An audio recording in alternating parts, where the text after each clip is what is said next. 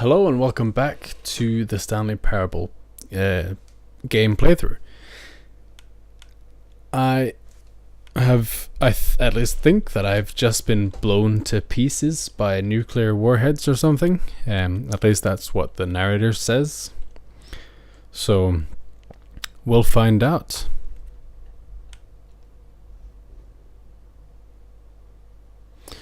Start with a loading screen again. Fantastic.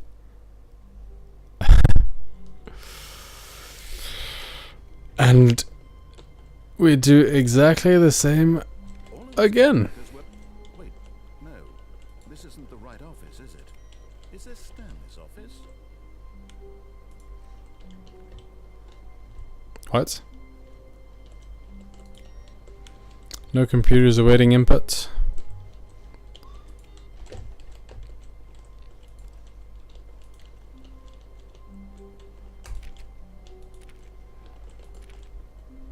When Stanley came to a set of two open doors, he entered the door on his left.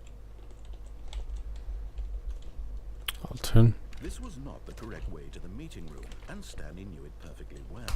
Perhaps he wanted to stop by the employee lounge first, just to admire it. Let's go admire the lounge. Wow, yes, this room. But eager to get back to business, Stanley took the first open door on his left. I'll do that this time. And so he detoured through the maintenance section, walked straight ahead to the opposite door, and got back on track. Oh. No, I'll go back to see if I can go into the room again. Nope, I cannot. Oh, that sucks. Okay, we'll go this way. Yet there was not a single person The there either. No, it's Feeling on. a wave of disbelief, Stanley decided to go up to his boss's office, hoping he might find an answer there. I'll go downstairs. Stanley walked upstairs to his boss's office. But Stanley just couldn't do it. He considered the possibility of facing his boss, admitting he had left his post during work hours. He might be fired for that. And in such a competitive economy, why had he taken that risk? All because he believed everyone had vanished. His boss would think he was crazy. And then something occurred to Stanley. Maybe, he thought to himself, maybe I am crazy. All of my co-workers blinked mysteriously out of existence in a single moment for no reason at all. None of it made any logical sense. And as Stanley pondered this, he began to make other strange observations. For example, why couldn't he see his feet when he looked down? Why did doors close automatically behind him wherever he went? And for that matter, these rooms were starting to look pretty familiar. Were they simply repeating? No, Stanley said to himself, this is all too strange. This can't be real. And at last, he came to the conclusion that had been on the tip of his tongue. He just hadn't found the words for it.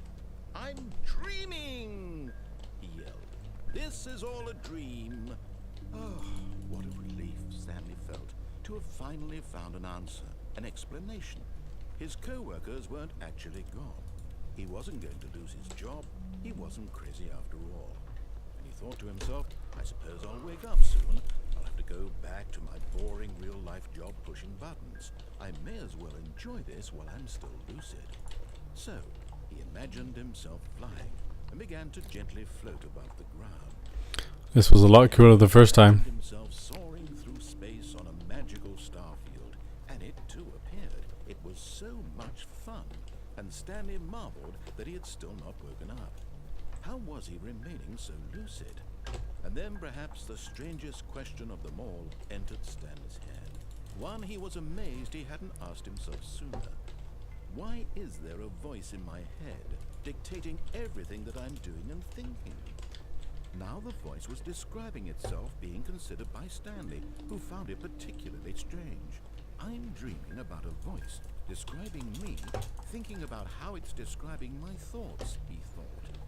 And while he thought it all very odd, and wondered if this voice spoke to all people in their dreams, the truth was that, of course, this was not a dream. How could it be? Was Stanley simply deceiving himself? believing that if he's asleep, he doesn't have to take responsibility for himself. Is there no way to bypass this in any way? This is quite annoying. I'll stand in the corner till it's finished. No, I won't. I'll Did the voice not see him float and make the click magical stuff. stars just a moment ago? How else would the voice explain all that? This voice was So, a part of himself too, surely. this is quite if he could just, annoying, he would prove it. to be He honest. would prove that he was in control, that this was a dream.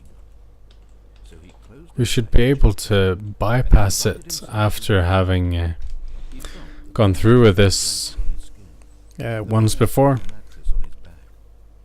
The fresh air of a world outside this one. Let me wake up, he thought to himself. I'm through with this dream. I wish it to be over. Let me go back to my job. Let me continue pushing the buttons. Please, it's all I want. I want my apartment, and my wife, and my job. All I want is my life exactly the way it's always been. My life is normal. I am normal. Everything will be fine. I am okay.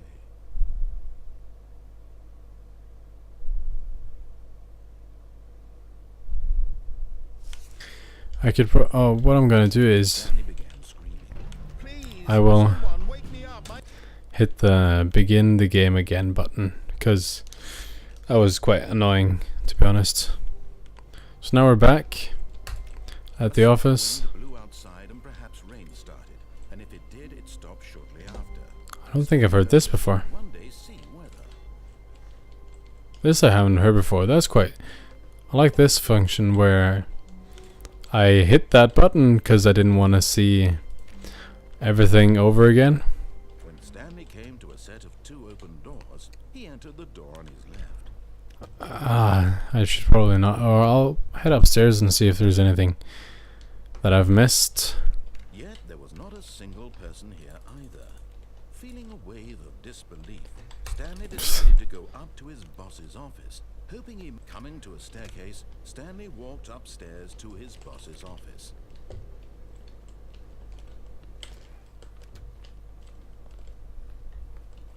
Okay, I think we all know the drill by now. Blah, blah, blah. Dark secrets, the keypad. Stanley pushes some buttons. Oh. Look, it's a new passageway. Quelle surprise. Okay. So even the narrator's getting pretty tired of this. Hope things speed up a bit. They do. Or do they? Well, sure as hell looks like it.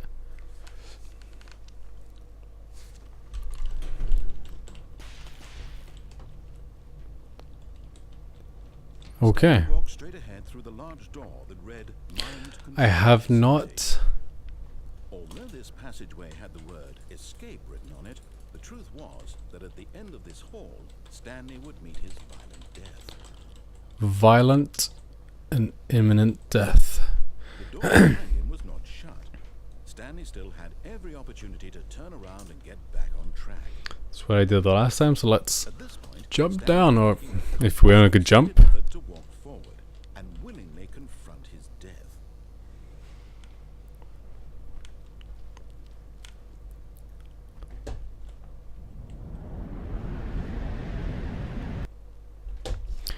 Loading.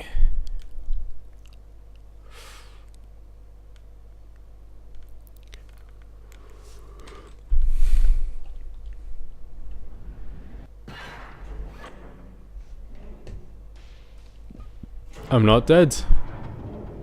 As the machine whirred into motion and Stanley was inched closer and closer to his Oh. demise, he reflected that his life had been of no consequence whatsoever. Stanley can't see the bigger picture. He doesn't know the real story, trapped forever in his narrow vision of what this world is. Perhaps his death was of no great loss, like plucking the eyeballs from a blind man. So he resigned and willingly accepted this violent end to his brief and shallow life. Farewell, Stanley. Farewell, narrator. Wait, what? Farewell, Stanley, cried the narrator, as Stanley was led helplessly into the enormous metal jaws. The narrator has a narrator. Stanley was obliterated as the machine crushed every bone in his body, killing him instantly. Oh. Okay. And we will figure out what happens in the next episode. If you like the video, please like, comment, and subscribe. And yeah, I'll see you in the next episode. Bye.